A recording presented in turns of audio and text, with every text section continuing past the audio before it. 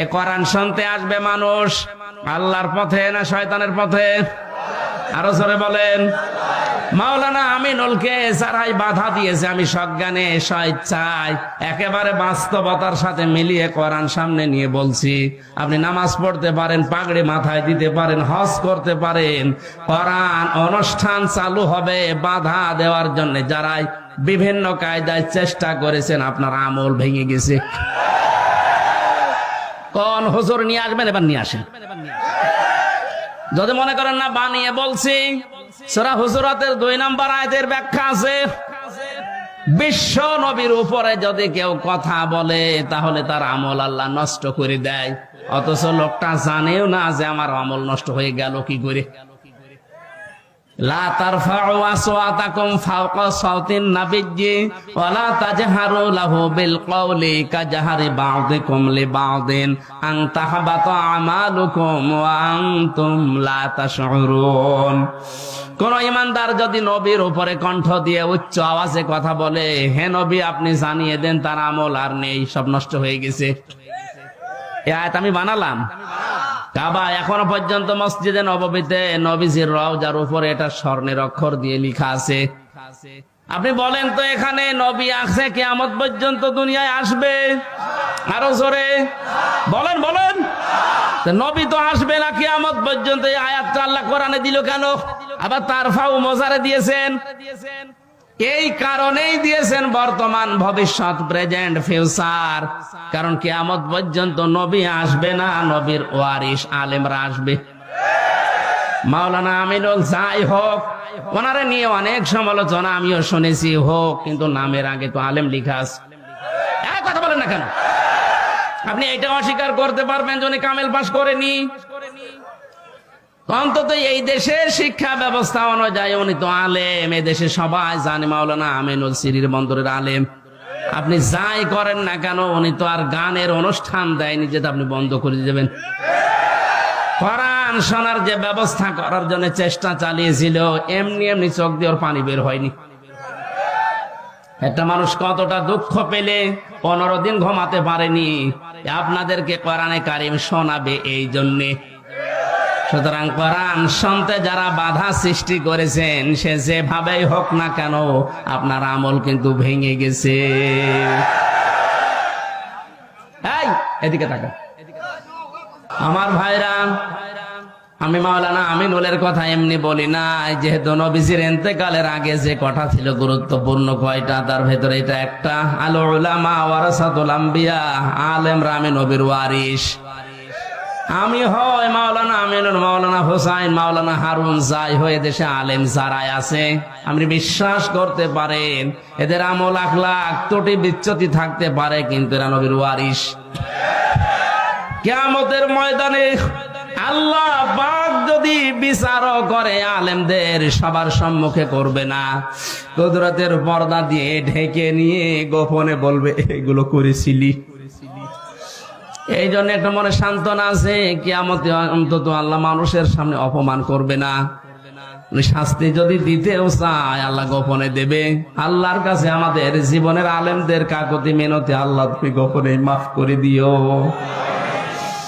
তোমার সাত্তার নামের ওসিলায় যেভাবে গোপন করে দিয়েছো, দুনিয়ায় কেউ জানে না। আমির হামজা, মাওলানা হোসাইন, মাওলানা আমিনুল কি করেছে অনেকে জানি না, তোমার জানা আছে। কিয়ামতে যেদিন বিচার বসাবে, আল্লাহ কুদরতের ওই জায়গাতে যারা তুমি গোপনে মাফ করে দাও। আমার ভাইরা, এই জন্য ওনার উপরে যদি কেউ কণ্ঠস্বর নিয়ে কথা বলেন, ওনার আমল আখলাক যাই থাকুক না কেন, আপনারটা কিন্তু আল্লাহ নষ্ট করে দেবে। অনেকেই আমরা জানি যে অজু করলে অজু ভেঙে যায় 7টা কারণে, নামাজ পড়লে নামাজ ভেঙে যায় 19টা কারণে। কথা বলেন না কেন? ঈমান আনলে ঈমান ভেঙে যায় 10টা কারণে। এখানে যত মানুষ বসে আছে, শুধু বিজ্ঞ আলেম গুলো বাদ দিয়ে যদি জিজ্ঞাসা করা হয়, ভালো ভালো মুসল্লি পর্যন্ত বলতে পারবে না যে ঈমান ভাঙার যে 10টা কারণ। পারবে না? ওর মনে নেই। ঈমানও ভেঙে যায়, মানুষের আমলও ভেঙে যায়। এখন যদি বলেন আমলের আবার হাত পা আছে নাকি ভেঙে যায়, হ্যাঁ আমল ভাঙে। আমল কিভাবে ভাঙে আমি বলবো। এই এলাকায় যদি কারো আমল ওরকম থাকে, ভেঙ্গে গেলে আমার কিছু করার নেই। আল্লাযীনা কাফারু ওয়া সাদ্দু আন সাবিলিল্লাহি আযাল্লা আমালাহুম। সূরা মুহাম্মাদের প্রথম আয়াতে আল্লাহ জানিয়েছেন, যারা কুফরি করে আর যারা আল্লাহর পথে বাধা সৃষ্টি করে, আযাল্লা ইউদিল্লু বাবে ইফআল, বাংলা অর্থ দাঁড়িয়েছে আমলের বহুবচন আমাল। কোন মানুষ যদি কুফরি করে আর আল্লাহর পথে বাধা সৃষ্টি করে, সে যেভাবে হোক ওর জীবনের পেছনের আমল আল্লাহ সব নষ্ট করে দিয়েছে, ভেঙে ফেলেছে। নামাজ ভেঙে যাওয়ার কারণ আমরা জানলাম কয়টা? 19টা। কয়টা? ওযু ভেঙে যাওয়ার কারণ কয়টা?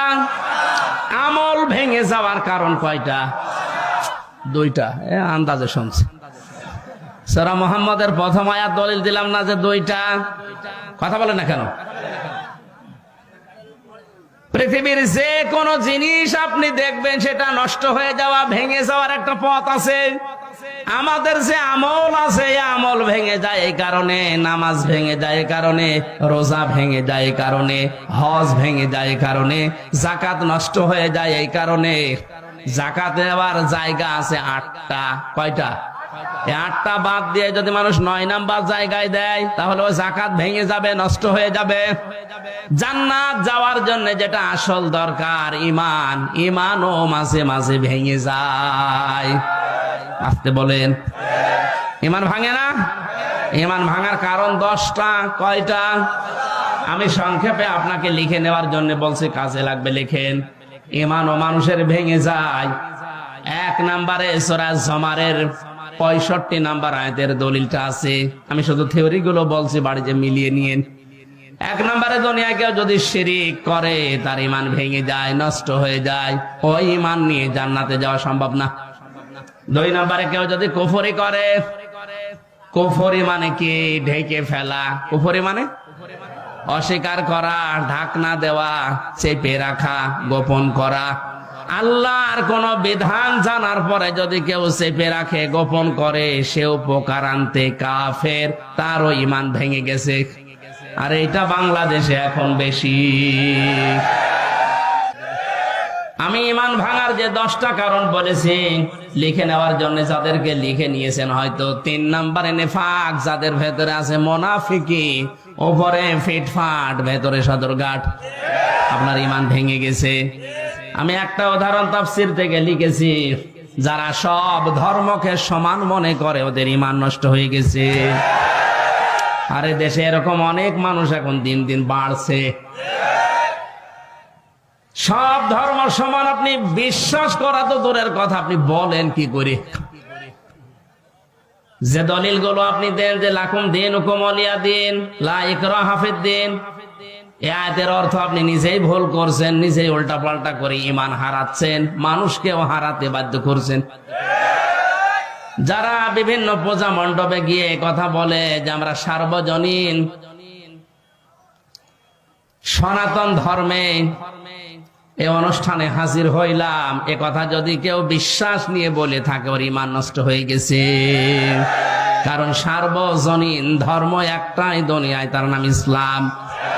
আর সনাতন ধর্ম মনে করি অনেকেই বলি হিন্দু ধর্ম না, সনাতন মানে পুরাতন। সনাতন মানে এ পৃথিবীতে সব চাইতে পুরাতন ইসলাম, এর আগে কিছু ছিল না। এক কথা বলে না কেন?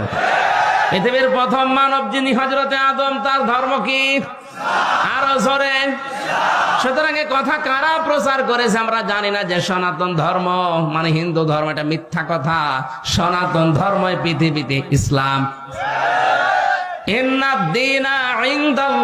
ইসলাম, আল্লাহর কাছে একমাত্র ধর্মের নাম ইসলাম। এজন্য ধর্মের আগে আলিফ লাম আছে।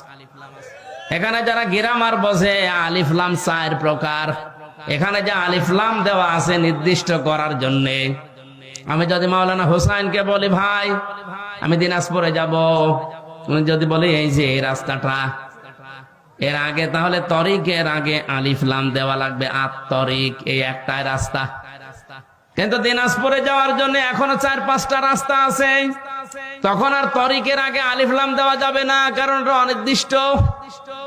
যে কোনো রাস্তা দিয়ে আমি যেতে পারি, দিনাজপুরে পৌঁছালেই হলো। কোন রাস্তা দিয়ে দিনাজপুরে গেলে আপনি পাবেন না শুধু এই রাস্তাটা ছাড়া। তখন তরিক বা রাস্তার আগে কি লাগবে? আলিফ লাম। কি লাগবে? যত ধর্ম দুনিয়ায় আছে সব ধর্মের ব্যাপারে আল্লাহর বক্তব্য এই, সবগুলো শয়তানের আবিষ্কার করা, আমি আল্লাহর আবিষ্কার করা ইসলাম।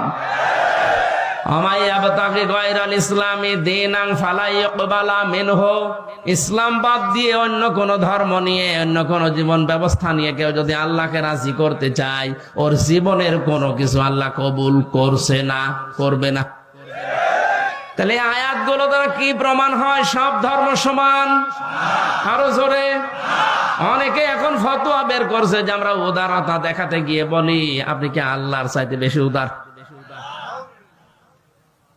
আশা করছি এটা যারা ভুল বুঝে হোক আর জেনে শুনে হোক ষড়যন্ত্র করে বলছেন, আপনার ঈমান ভেঙে গেছে। 4 নম্বরে, নবী ছাড়া যারা অন্য কারো আদর্শ ভালো মনে করে। কয়েকদিন আগে একটা জরিপ পেয়েছিলাম, কে দেশে বিশ্ব নবীকে একমাত্র আদর্শ মেনে চলে মাত্র 100 জনের 15 জন। তাহলে এই যে পয়েন্টগুলো আমি কোরআন থেকে হাদিস থেকে লিখেছি, প্রত্যেকটার পেছনে হায়াতের দলিল আছে। আমি দলিলগুলো লম্বা করে বলতে পারছি না, শুধু আমার সাবজেক্টে যাব। তাই যারা আজ বিশ্ব নবী বাদ দিয়ে অন্য কাউকে আদর্শ মানে, তাদের সংখ্যা এই দেশে 85 জন। কত?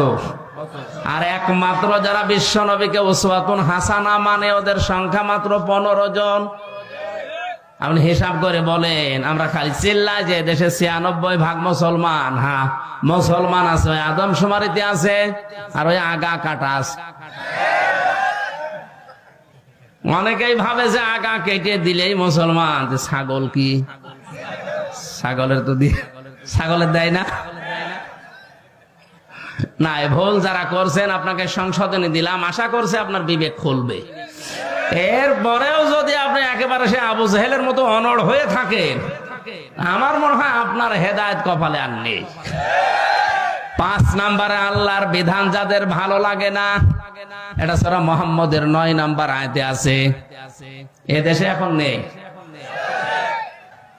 আল্লাহর কোন বিধানকে আপনি যদি খারাপ মনে করেন, হ্যাঁ আপনার বুঝে আসছে না, সেটা আলাদা কথা বলছেন। আল্লাহর বিধানকে খারাপ মনে করলে ঈমান নষ্ট হয়ে যায়, ভেঙে যায়, ব্যর্থ হয়ে যায়।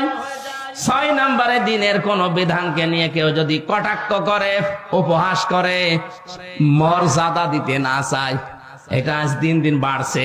আল্লাহর বিভিন্ন বিধান নিয়ে মানে তো না, আরো কটাক্ষ করে, আরো উপহাস করে উড়িয়ে দেয়।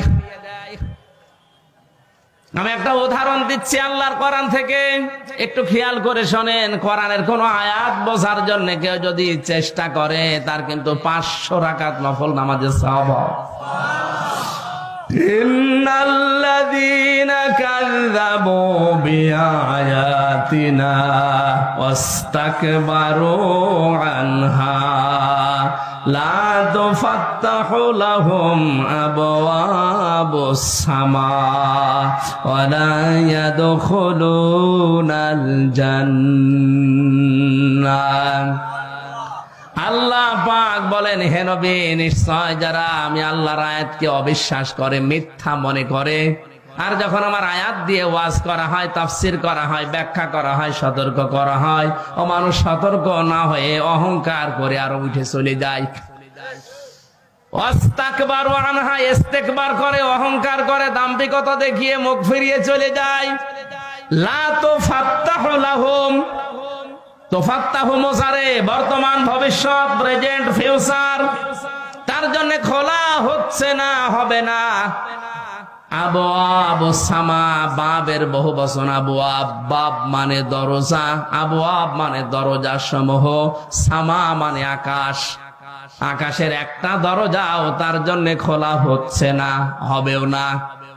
এতটুকু আল্লাহ শেষ করেননি, পরবর্তী কথা আরো কঠিন। ওয়ালা ইয়াদখুলুনাল জান্নাহ, ওরা জান্নাতে যাচ্ছে না, যাবে না। আপনি হিসাব করছেন পেছনের হাত দিয়ে, আজ যারা আল্লাহর আয়াতকে অবিশ্বাস করেন, কটাক্ষ করেন, মিথ্যা মনে করেন, অহংকার করে মুখ ফিরিয়ে চলে যান, আপনার কিন্তু জীবনের বড় ক্ষতি দুইটা। আকাশের দরজা সব সময় আপনার জন্য বন্ধ, আপনার আমল ওঠা বন্ধ হয়ে গেছে। 2 নাম্বার, আপনি জান্নাতে কোনোদিন যাচ্ছেন না, যাবেনও না। আল্লাহ একটা উদাহরণ দিচ্ছেন, হাত্তা ইয়ালিজাল জামালু ফি সামিল খিয়াত। হাত্তা মানে যতক্ষণ পর্যন্ত, ইয়ালিজা মানে প্রবেশ করা, যতক্ষণ পর্যন্ত প্রবেশ না করে সূচের ওই ছিদ্র দিয়ে উট, তার মানে সূচের ছিদ্র দিয়ে উট প্রবেশ করা যেরকম অসম্ভব, ওই মানুষগুলোর আল্লাহর জান্নাতে যাওয়া ওই রকম অসম্ভব। আল্লাহ উদাহরণটা দিয়ে জানিয়েছেন, বান্দা তোর জন্য আমার জান্নাতে যাওয়া সম্ভব না। সুতরাং আল্লাহর আয়াত নিয়ে যারা কটূক্তি করছেন তারা থামেন, আপনার জন্য জান্নাতে যাওয়া সূচের ছিদ্র দিয়ে উট যাওয়ার মতো কঠিন। আল্লাহ শেষ করে দিলে হয়তো আমি বলতাম না, এর পরবর্তী কথা আরো কঠিন। ওয়াকাযালিকা নাজিসিল মুজরিমিন, আল্লাহ বলেন এইভাবে করে আমি পাপিষ্ঠদেরকে শাস্তি দেব। লাহুম মিন জাহান্নামা মিহাদু ওয়া মিন ফাওকিহিম গাওয়াশ ওয়াকাযালিকা নাজিসিজ যালিমিন। এই যে মানুষগুলো যারা আল্লাহর আয়াত নিয়ে, আল্লাহর কোরআন নিয়ে, আল্লাহর বিধান নিয়ে কটূক্তি করে, উপহাস করে, এরা নামাজ পড়তে পারে, রোজা রাখতে পারে, দাড়ি রাখতে পারে, মারা যাওয়ার সঙ্গে সঙ্গে আমি আল্লাহ কবরটা জাহান্নাম বানিয়ে দেব। আল্লাহ শুধু এতটুকুই দেননি, আল্লাহ এর পরবর্তী শব্দের দিকে খেয়াল করেন, মিহাদু ওয়া মিন ফাওকিহিম গাওয়াশ। ওদের কবরের ভেতরে রাখার সঙ্গে সঙ্গে পেছনে নিচে যে বিছানাটা, এটা হয়ে যাবে আগুনের বিছানা, উপরে দেওয়া হবে আগুনের চাদর। জোরে বলেন নাউজুবিল্লাহ। এই আয়াতটা আমার চোখের সামনে যখন আসে আমি দেখতে পাই এদেশে অনেকেই এখন এই আয়াতে শামিল। অথচ এরকম মানুষ মারা গেলে আমরা অনেকে উপরে ফুল দিয়ে রাখি। হ্যাঁ, কথা বলে না কেন?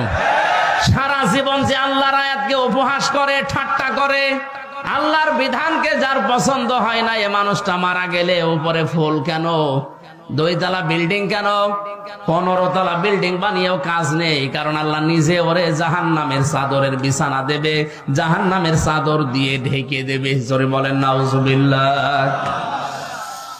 আমার ভাইরা, যেন ঈমান যেন আপনার ভেঙে না যায়, সতর্ক থাকবেন। 7 নাম্বারে যারা জাদুকর, এদের ঈমান ভেঙে যায়, এলাকায় মনে হয় নেই। 8 নাম্বারে মুসলমানদের বিরুদ্ধে যারা ষড়যন্ত্র করে, এটা এখন বেশি। হ্যাঁ, কথা বলেন না কেন? মুসলমানদের বিরুদ্ধে, মানুষের বিরুদ্ধে না, মুসলমানদের বিরুদ্ধে যারা ষড়যন্ত্র করে, এই লোকটার ঈমান ভেঙে যায়। মান সালিমাল মুসলিমুনা মিন লিসানিহি ওয়া ইয়াদিহি, ওই লোকটাই আসল মুসলমান, যার হাত থেকে মুখ থেকে মানুষেরা নিরাপত্তা পায়।